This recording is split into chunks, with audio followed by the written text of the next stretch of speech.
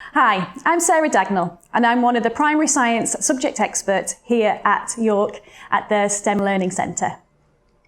Thank you for joining me, Tanya and Karen on the Teaching Primary Science Getting Started online course. I hope that it has been useful for you and that you begin to see some impact on your children soon. Do let us know how you get on. It's great to hear your feedback. The first question is from Heather, who was asked, would you do a mastery check before starting a new unit of work?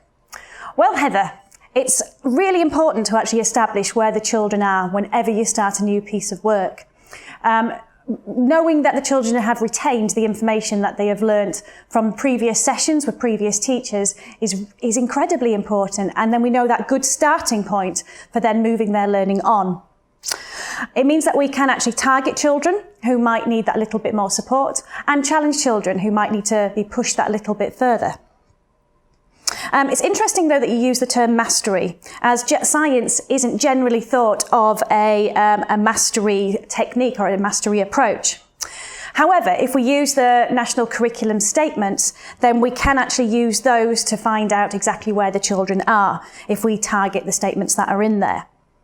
We can do this through using things like pre-assessments, little tasks that we could throw in at the beginning of a unit or possibly at the end of the last one, so you know exactly what you're planning with the children to start with. Some great ideas for that are assessment for learning things like this KWL grid. KWL stands for what you know, what you want to know, and what you have learnt. So at the beginning of a unit, you'd be getting the children to think about, well, what is it that you know already? And they might fill in that section there. And then you might ask them what they want to know, which would create some great questions that you could then go on to inquire further about. And then once you've finished a unit, then you could actually get the children to fill in the what I have learnt section. Another great technique for seeing where the children are is to use concept cartoons, which we actually talked about during this course. This is an example of a concept cartoon where the children have little speech bubbles and have to decide which one they think is correct in this scenario that's going on. It gives good discussion from the children, it can get them asking questions, and from a point of view of a teacher, it can get you very quickly seeing what the children know and what they don't know.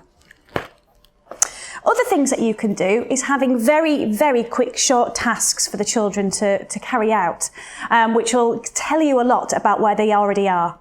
So, for example, I've got this set up here, which would be for establishing whether the children knew which animals are herbivores, omnivores, and carnivores.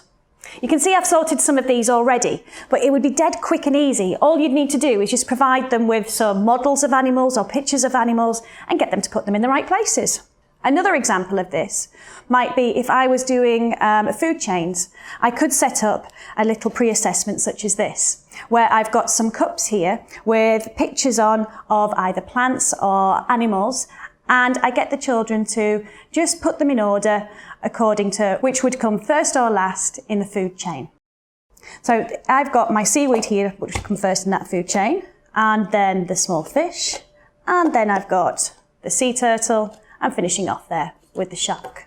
We also had a question from Julie, who asked, apart from observing, which isn't always reliable, how else can you assess during practical science lessons? Now, this is actually a question that we'll often ask participants here at the National STEM Learning Centre. We'll actually say to them, can you list strategies for assessments that you might use during practical sessions? And we get all sorts of ideas, from things like concept cartoons to the little pre-assessments you've seen here, to all manner of things like clickers, which you might use technology to actually access. But then we'll often turn around and say to the teachers, can you actually think about if you were only able to use 3 of those for the rest of your teaching career, which 3 would you choose? And the 3 that pretty much always we get them saying are questioning, talking, and observation. Because I found it interesting that you said that observation isn't always reliable. Because actually observation, when it's done well, is actually a very powerful assessment tool. You can see this really clearly down with our early years colleagues, who are real masters at actually using observation for assessing children. It's their day in, day out. It's their bread and butter of what they do down there. They will do it through having maybe small focus groups, which means that they don't have to look at everybody at once. They focus in on one group at a time. As a class teacher, we can't always do that, but we can make sure that the children know what our role is in that session so that we can actually keep our time for just the observation. Having other adults in the room can be really helpful as well, if we have that chance. They can take a role as well in the observation, noting down any comments that they hear. We can also then back that up with questioning, so we could be going around and questioning the children from the things that we observe to get those extra bit of evidence that we need. In doing any of this though, just like in any form of assessment that we do with the children, we have to have very clear targets of what we are looking for in that session. We're not just looking for absolutely anything we might see. So if you were doing working scientifically, it might be that your targets in that session had been to listen out for good questioning. You wouldn't be looking out for good questioning to see if they could measure, to see if they could record, to see if they could then give good explanations. That would be way too much and totally unmanageable for a teacher. Keep your targets clear and focused, and that will make observations much easier. Other little things you can do in practical sessions though to aid your assessments can be things such as giving the children little post-it notes. I really love these ones that are a little bit like a speech bubble, because these could very quickly and easily go into like a big book or a floor book and actually be another form of evidence for what the children have thought. And it just takes a few minutes for the children to write down their ideas. It could be that this was a prediction that they were writing down on there. It could be that it was a little explanation of what had happened. But it's a very quick, very simple, very easy measure of what they've done, and doesn't take much time up at all. Technology is another great one if you have this in school. iPads are fantastic, or any other device that allows you to be able to take photos, video record voices, and in some cases, you can also put that into little folders. There are some apps out there that will allow you to be able to give children their own little folder where they can record evidence, where they can actually take photos, put written evidence, whichever you're wanting in that session. And then that actually puts the onus of the assessment on the children themselves. And they love to do it. The only thing that we have to do then is just watch that back at the end. Other little things that you can do are having little tasks such as these quick working scientifically pre-assessments. These are some that I created for year 3 and 4.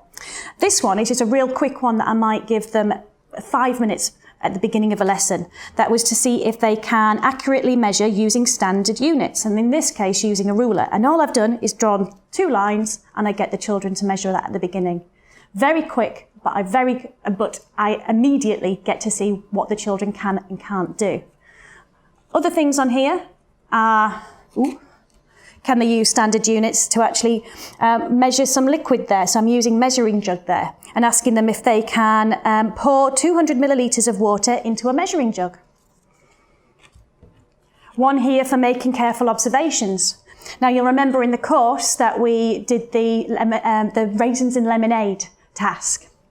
Now this could be that you set that up on the table for the children, and to see how well they can make careful observations, you simply ask them, what do you see happening? And finally, for recording findings using a table, you might just get the children to use the children on their table to find out what eye colours they have. No more than 8 children, and seeing how they record that. Again, not using the whole class, so it is a quick, simple, focus pre-assessment where you can get some good assessment nice and quickly.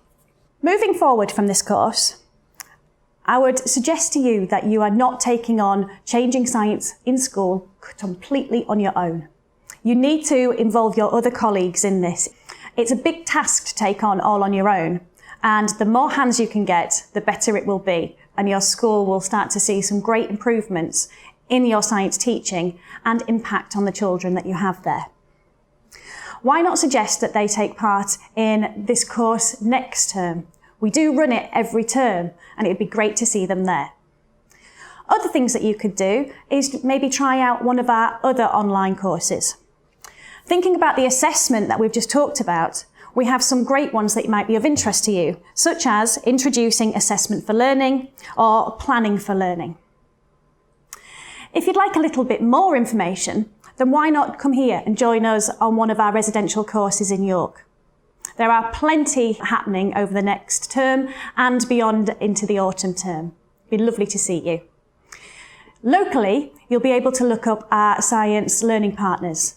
They also offer CPD in your local area, which can be tailored to you and your needs of your school. Thank you so much.